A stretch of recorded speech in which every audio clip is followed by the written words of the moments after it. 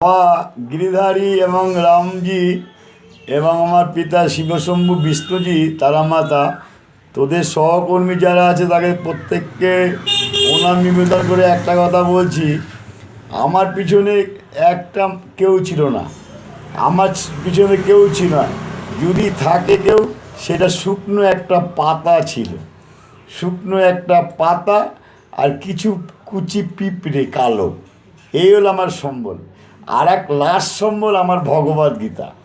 কৃষ্ণজিকেও দেখিনি, কিন্তু ভগবদ গীতাটা আমার সঙ্গে ছিল।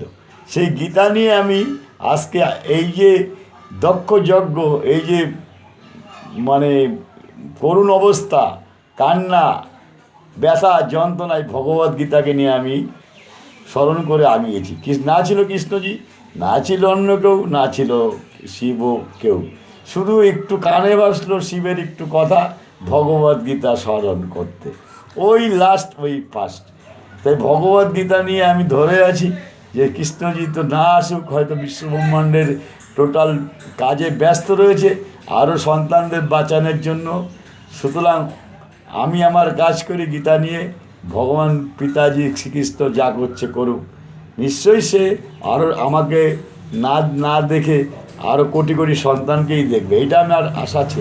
এটা দারুণ করেছে কৃষ্ণজি, কোটি কোটি সন্তানকে জলমগ্ন পৃথিবীর থেকে বাঁচিয়েছে। আমি তো জানে কৃষ্ণজি রয়েছে, থাকবে, কষ্ট পাচ্ছে পাক, আমি আগে বিশ্বব্রহ্মাণ্ডের সাধারণ মানুষকে, এই জীবগণকে সামলাই।